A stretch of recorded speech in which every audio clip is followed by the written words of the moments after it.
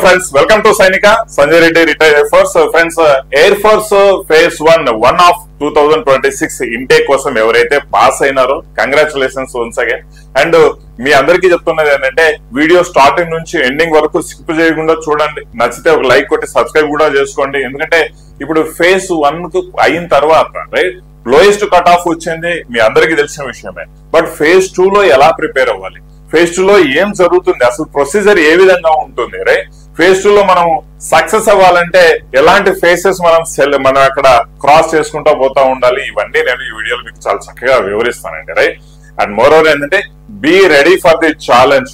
Right exam లాగా కాదండి, ఇది ఒక నిజంగా చెప్పాలంటే ఒక చిన్న టైప్ ఛాలెంజ్ లాగానే మనకు అనిపిస్తుంటుంది అనమాట. ఎందుకంటే ఇక్కడ ఒక ఎగ్జామ్ తో పాటు మీ యొక్క నాలెడ్జ్ తో పాటు మీరు అక్కడ ఒక గ్రూప్ డిస్కషన్ కాన్సెప్ట్ అనేది ఒక నలుగురిలో మీరు ఎలా డామినేట్ చేస్తా ఉంటారు, మీరు ఎంత స్మార్ట్ గా ఉన్నారు, మీ బాడీ లాంగ్వేజ్ ఏంటి, రైట్ అవి ప్రతి ఒక్కటి చూస్తారండి. ఆల్మోస్ట్ ఈ ప్రొసీజర్ లో ఇప్పుడు నేను ఎక్స్ప్లెయిన్ చేస్తాను ఏమేం చేస్తారనేది. Right so starting from PFT నుంచి అంటే ఫిజికల్ నుంచి అడాప్టబిలిటీ టెస్ట్ 1 అంటే ఏంటి, టెస్ట్ 2 అంటే ఏంటి, గ్రూప్ డిస్కషన్స్ లో మనం ఏం అడుగుతాడో ఎలా ఉండాలి, రైట్ ఇవన్నీ అవకాశం అసలు మిస్ అవ్వద్దండి. ఎందుకంటే ఈ అవకాశం ఫేజ్ 2 మీకు వచ్చింది. రైట్ లక్కీలీ మీరు ఫేజ్ 2 రాయబోతున్నారు.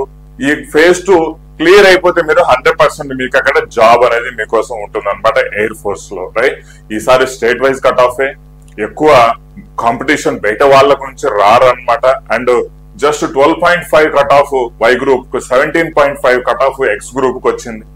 13 మార్క్స్ వై గ్రూప్ లో అండ్ 18.5 మార్క్స్ ఎక్స్ గ్రూప్ లో వచ్చే వాళ్ళ ప్రతి ఒక్క పిల్లోడు మీరు ఫేజ్ 2 కోసం ప్రాపర్ గా ప్రిపేర్ అవ్వండి. చాలా మంచి గైడెన్స్ అనేది కూడా మన సైనిక నుంచి అందివ్వడం జరుగుతుంది అనమాట. రైట్ సో ఖచ్చితంగా ఈ వీడియో మీకు చాలా చాలా యూజ్ అవుతుందని నేను ఎక్స్పెక్ట్ చేస్తున్నాను. అండ్ చాలా మంది రిక్వెస్ట్ మేరకు air force phase 2 guidance batch, achievers batch అన్నమాట. ఇది ఈ బ్యాచ్ అనేది 1 మంత్ కోసం నేను ఈ బ్యాచ్ రన్ చేస్తున్నాను. 26th నుంచి ఈ బ్యాచ్ రన్ అవుతుందండి. ఆఫ్లైన్ కోచింగ్ ఉంటుందండి. ఆఫ్లైన్ రైట్ 100% ఆఫ్లైన్ కోచింగ్ ఉంటుంది. ఇంట్రెస్టెడ్ క్యాండిడేట్లు ఈ ఇచ్చిన కాంటాక్ట్ నెంబర్స్ కు కాల్ చేసి ఫర్దర్ వివరాలు కనుక్కోండి. రైట్ ఫర్దర్ వివరాలు కనుక్కోండి.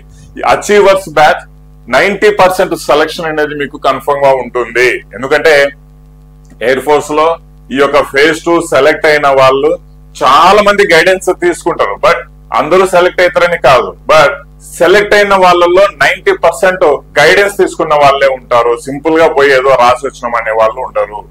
గైడెన్స్ తీసుకొని ప్రాపర్ గా దాని గురించి తెలుసుకొని ప్రాపర్ గా దాన్ని కోచింగ్ తీసుకొని డిబేట్స్, మాక్ డిబేట్స్ ఇవన్నీ అటెంప్ట్ చేసుకున్న వాళ్ళే ఎక్కువగా అక్కడ సెలెక్షన్ అవుతుంది. ఈ విషయాన్ని గమనించాలన్నమాట. రైట్ సో అందుకే ఎక్కువగా మీరు ఆలోచించకుండా ఏదో సింపుల్ గా పోతే జాబ్ వస్తుంది అనే కాన్సెప్ట్ కాకుండా వీడియో ఎండ్ వరకు చూసి మీ క్లారిటీ తీసుకొని ఇమ్మీడియట్ గా ఈ నెంబర్స్ కాల్ చేసి ఒక 30 మెంబర్స్ కు నేను ఈ బ్యాచ్ ఆఫ్లైన్ కోచింగ్ ఇచ్చేదానికి రెడీగా ఉన్నాను. హాస్టల్ ఫెసిలిటీస్ కూడా ఉన్నాయి. ఈవెన్ గర్ల్స్ కూడా సపరేట్ హాస్టల్ అవైలబిలిటీ ఉందండి. No issue on that.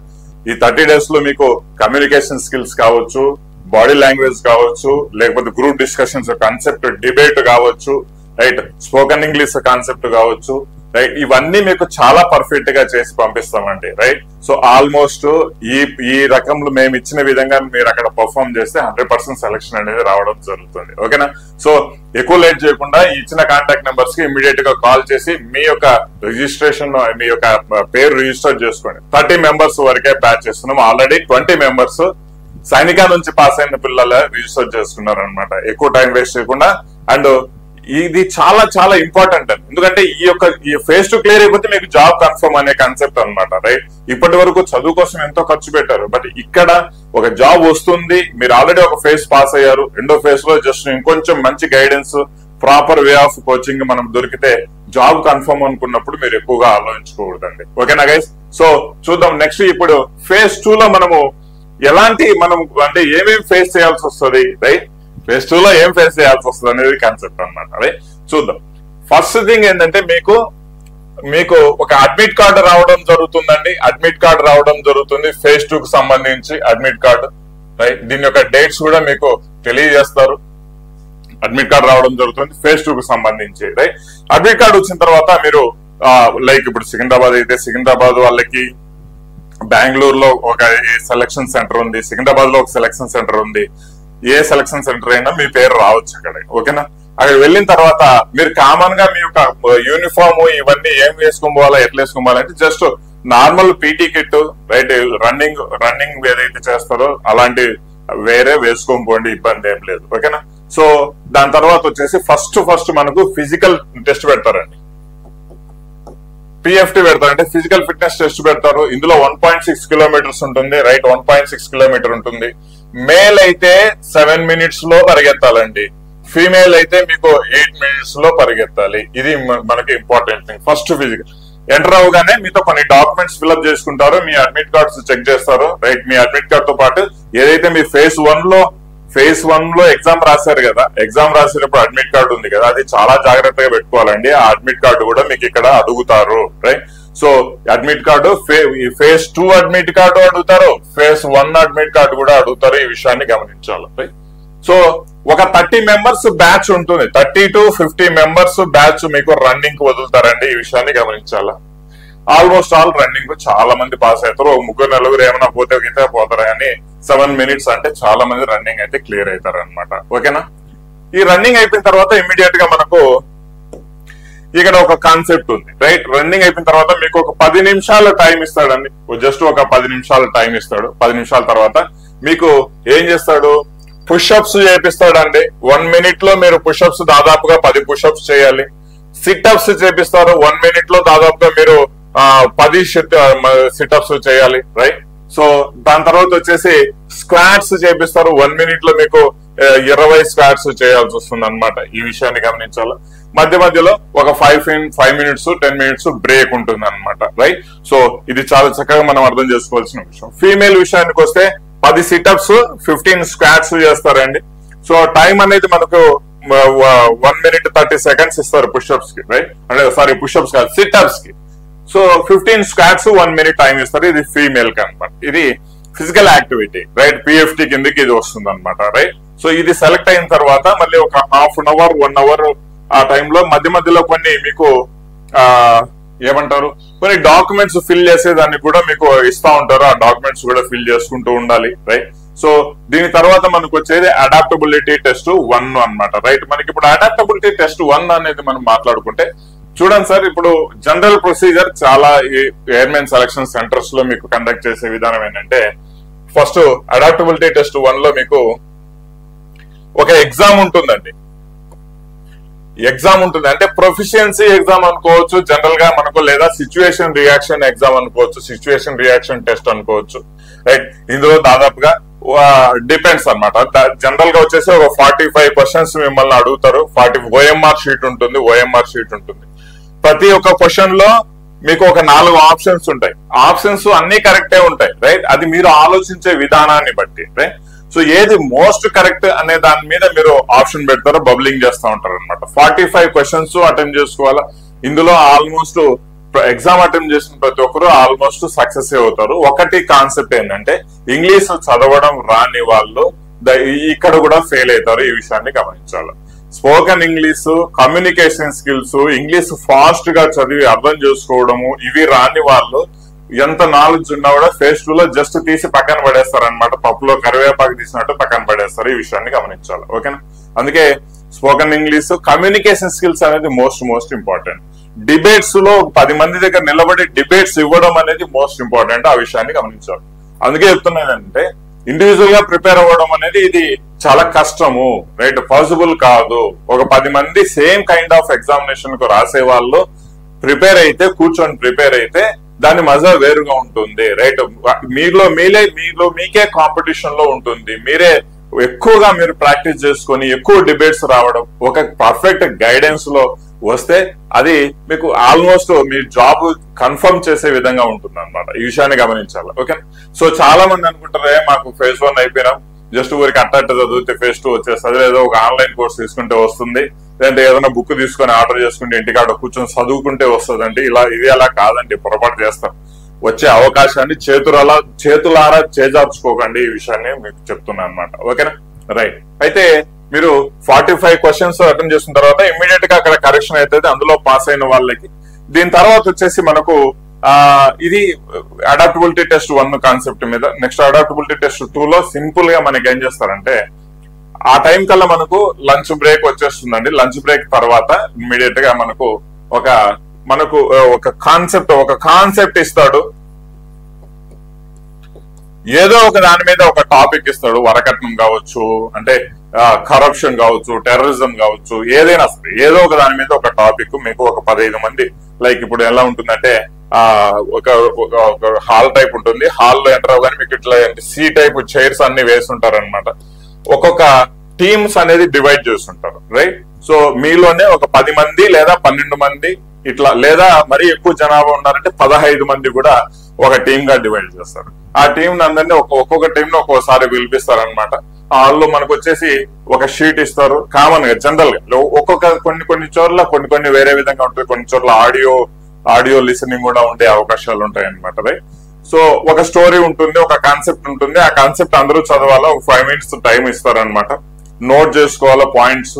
మీకు ఆ కాన్సెప్ట్ నుంచి మీరేం గ్రహించారనే పాయింట్స్ నోట్ చేసుకోవడం. దాని తర్వాత ఆ కాన్సెప్ట్ మళ్ళీ వాళ్ళు ఎన్నికి తీసుకుంటారు. దాని తర్వాత మీకు 1-to-1 ఎగ్జామినర్స్ ఎవరైతే ఉంటారో వాళ్ళు మిమ్మల్ని 1-to-1 ఇంట్రడక్షన్ ఇవ్వాలని అడుగుతారు.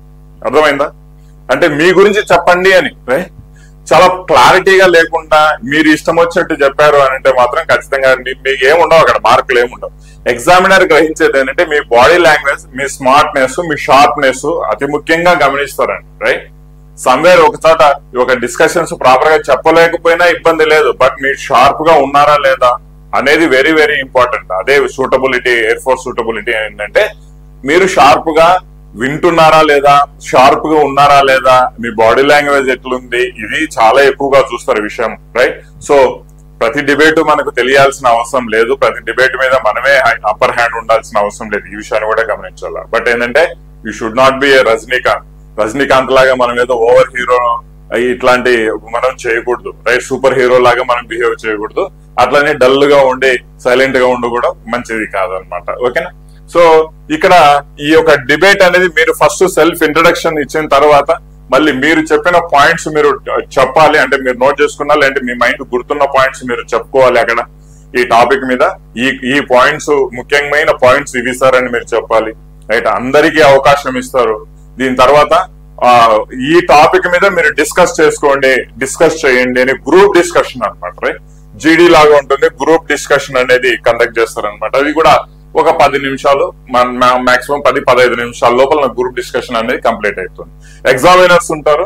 ఎగ్జామినర్స్ మిమ్మల్ని గమనిస్తా ఉంటారు. ఎవరు స్టార్ట్ చేశారు, ఎవరు లీడింగ్ లో ఉన్నారు, ఇలాంటి ఎవరు సైలెంట్ గా ఉన్నారు, ఎవరు డామినేట్ చేస్తున్నారు ఎదుటి వాళ్ళని కన్విన్స్ చేసేదానికి, ఎవరు జస్ట్ ఎస్ఎస్ అనే టైప్ లో ఊరికే ఒత్తాసు పలుకుతా ఉన్నారు, ఇట్లాంటి వారు ఎవరు బాగా మాట్లాడుతున్నారు, స్పోకెన్ ఇంగ్లీష్ అంటే ఇంగ్లీష్ కమ్యూనికేషన్ స్కిల్స్ బాగున్నాయా, ఎదుటి వాళ్ళు తను చెప్పిన దానికి అంటే మీరు చెప్పిన దానికి ఎదుటి వాళ్ళు అగ్రి అవుతున్నారా లేదా, ఒకవేళ అగ్రి కాకపోతే, ఒకవేళ నువ్వు చెప్పింది అంటే ఎదుటి వాళ్ళు చెప్పింది నీకు అగ్రి కాకపోతే నువ్వెలా రియాక్ట్ అవుతున్నావు, నీ పాయింట్స్ ఎలా పెడుతున్నావు, ప్రతిదీ చూస్తారు అనమాట, రైట్? సో అదొక ఫిష్ మార్కెట్ లాగా బౌబో అన్నట్టు, అంటే ఇట్లా లైక్ ఎలా ఉంటుందంటే గజిబిజి లాగా అల్లరి చేసేది కాదు. ఒకవేళ అలా చేస్తా ఉంటే ఆ టైంలో నువ్వు ఎట్లా బిహేవ్ చేస్తావు, ఇలాంటివన్నీ గ్రూప్ డిస్కషన్ లో చాలా చాలా ఇంపార్టెంట్. ఆల్దో చాలా హై లెవెల్ గ్రూప్ డిస్కషన్ కాకపోయినా కూడా మీ బాడీ లాంగ్వేజ్, మీ కమ్యూనికేషన్ స్కిల్స్, మీరు ప్రజెంట్ చేసే మీ పాయింట్స్ అనేది చాలా ఇంపార్టెంట్ గా ఎగ్జామినర్ గమనిస్తాడు అనమాట, రైట్?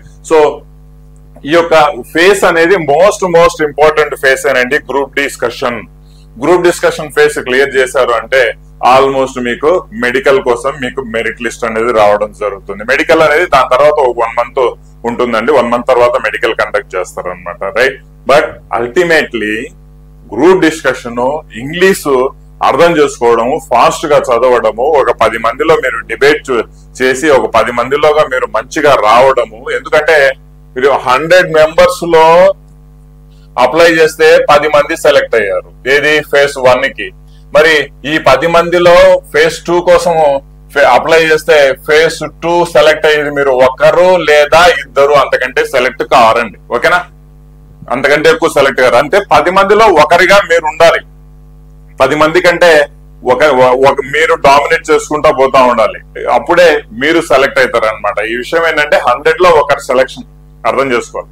మరి మీరు ఎలా ప్రాక్టీస్ చేసుకుంటారు, ఎలా ప్రిపేర్ అవుతారు, మీ వే ఆఫ్ గైడెన్స్ ఏంటి, రియల్లీ మీరు ఎయిర్ ఫోర్స్ లో సర్వ్ చేయాలి, నేషన్ కోసం సర్వ్ చేయాలి, డబ్బుల కోసం ఎలాగో నో డౌట్ అబౌట్ దట్. ఏంటంటే ఫ్యామిలీ రన్ చేయాలంటే డబ్బులు కావాలి ప్రతి ఒక్కరికి, రైట్? అదేదో ఊరికనే పోయి సేవ చేస్తామనే కాన్సెప్ట్ అనేది చాలా రేర్ గానే ఉంటుంది. బట్ వాట్ ఎవర్, నేషన్ కోసము మీరు సర్వ్ చేయాలి, యూనిఫామ్ మీరు వేసుకోవాలి అంటే మాత్రం ఈ యొక్క 30-35 డేస్ ఏదైతే గ్యాప్ ఉందో ఇప్పటి నుంచి, 35 డేస్ కావచ్చు, 40 డేస్ కావచ్చు, ఈ వీటి మధ్యలో మీకు అడ్మిట్ కార్డ్ రావడం జరుగుతుంది. మీరు ఫేజ్ 2 కోసం వెళ్తారు అనమాట. ఓకేనా? ఈ గ్యాప్ లో మీరు ప్రాపర్ గా ఎంత మంచి గైడెన్స్ తీసుకుంటారు అనేది చాలా చాలా ఇంపార్టెంట్. దాదాపుగా నేను మీకు అంటే ఎవరైతే ఇప్పుడు మన కోర్సు రిజిస్టర్ చేసుకుంటున్నారో, మన కోర్సు రిజిస్టర్ చేసుకుని 26వ తారీఖు అండి, నేను ఆల్రెడీ మళ్ళీ డేట్ చెప్తున్నాను, 26వ తారీఖు చిత్తూరు లొకేషన్, ఈ విషయం కూడా గమనించాలా, రైట్? ఈ 26వ తారీఖు మీకు బ్యాచ్ స్టార్ట్ అవుతుంది ఫేజ్ 2 కు సంబంధించి. ఇందులో మీకు ఆల్మోస్ట్ అడాప్టబిలిటీ టెస్ట్ 1 గురించి, టెస్ట్ 2 గురించి, ఫిజికల్ ఫిట్నెస్ గురించి, గ్రూప్ డిస్కషన్ గురించి, కమ్యూనికేషన్ స్కిల్స్ గురించి, రైట్? ఒకటి కాదు రెండు, కంప్లీట్ గా నేను ఎందుకంటే ఎయిర్ ఫోర్స్ నుంచి వచ్చి, ఎయిర్ ఫోర్స్ బ్యాక్గ్రౌండ్ నుంచి వచ్చాను కాబట్టి చాలా ప్రాపర్ గా, చాలా పర్ఫెక్ట్ గా మీకు క్లాసెస్ రన్ చేసి ఆ గైడెన్స్ నేను మీకు ఇచ్చి మిమ్మల్ని ఫేజ్ 2 సెలక్షన్ కోసం తీసుకెళ్లే బాధ్యత మంది అనమాట. ఓకేనా? సో ప్రాపర్ గా మీరు రిజిస్ట్రేషన్ చేసుకోండి. మీరు ఎవరెవరు రాబోతున్నారు, నేను ఎందుకంటే ఒక 30 మెంబర్స్ లిస్ట్ మాత్రమే తీసుకుంటాను, అంతకంటే ఎక్కువ నేను కోచింగ్ ఇవ్వలేను. ఈవెన్ గర్ల్స్ ఉన్నా కూడా పర్లేదండి, వాళ్ళకి సపరేట్ గా హాస్టల్ ఉంది, రావచ్చు, ఇబ్బంది ఏం లేదు, రైట్? సో చాలా మంది రిక్వెస్ట్ చేయడంతో నేను ఈ యొక్క ప్రోగ్రామ్ మీద స్టార్ట్ అవుతున్నాను, లేదంటే మనం ఆఫ్లైన్ పెట్టేవాళ్ళం కాదు కదా. ఓకేనా? అచీవర్స్ బ్యాచ్ లో మీ పేరు రిజిస్టర్ చేసుకోండి. ఓకేనా? అచీవర్స్ బ్యాచ్ లో మీ పేరు రిజిస్టర్ చేసుకోండి.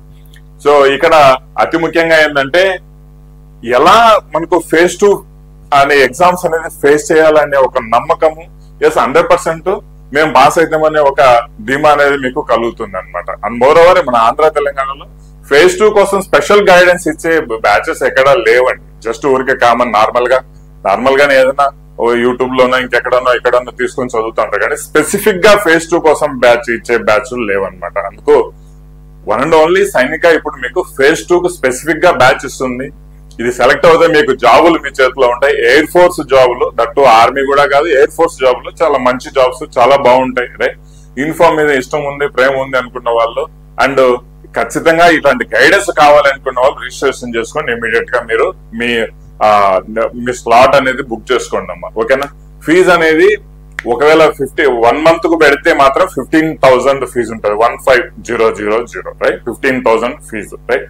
లేదు 20 డేస్ అనే వరకు ప్లాన్ చేస్తే మాత్రం ఖచ్చితంగా అకార్డింగ్లీ ఫీజు కూడా తగ్గుతుంది. ఈ విషయాన్ని గమనించాల్సిన విషయం. వెంటనే రిజిస్టర్ చేసుకోండి. ఫేజ్ 2 బ్యాచ్ 26వ తారీఖు నుంచి నడుస్తుంది అనమాట. అవకాశం మిస్ అవ్వద్దు, అవకాశం అస్సలు మిస్ అవ్వద్దు. ఎందుకంటే ఈ 10 మందిలో ఒకడు ఖచ్చితంగా గైడెన్స్ తీసుకున్నాడు ఉంటాడో వాడు సెలెక్ట్ అవుతాడు అనమాట. No issue on that, right? So మీరు ఆంధ్ర కావచ్చు, తెలంగాణ కావచ్చు, మనకు 70 పోస్టులు కావచ్చు, 50 పోస్టులు కావచ్చు, 40 పోస్టులు కావచ్చు, లేదంటే 30 పోస్టులు ఉండొచ్చు. ఆంధ్రాకు తెలంగాణకు కలిపి మహా అంటే ఒక 70-80 పోస్టుల కంటే ఎక్కువ రావు. నాన్ టెక్నికల్ పరంగా తీసుకుంటే అందరూ నాన్ టెక్నికల్ మాక్సిమం సెలెక్ట్ అయ్యారు. ఓకేనా? బట్ ఆ ఉన్న వాటిలో మనం ఒక పోస్ట్ రిజిస్టర్ చేసుకుందాము అనే కాన్సెప్ట్ మీద మీరు ప్రాక్టీస్ చేసుకోండి, అనే కాన్సెప్ట్ మీదే మీరు కోచింగ్ కి రండి friends. Okay, wish you all the best. Thank you very much and జై హింద్. షేర్ చేయండి ఈ వీడియో ప్రతి ఒక్కరికి. మీ ఫ్రెండ్స్ ఎవరన్నా, మీరు సెలెక్ట్ అయినా కాకపోయినా మీ ఫ్రెండ్స్ ఎవరైనా సెలెక్ట్ అయితే వాళ్లకు ఈ వీడియో అందేలా చూడండి ఫ్రెండ్స్. ఓకేనా? Thank you very much.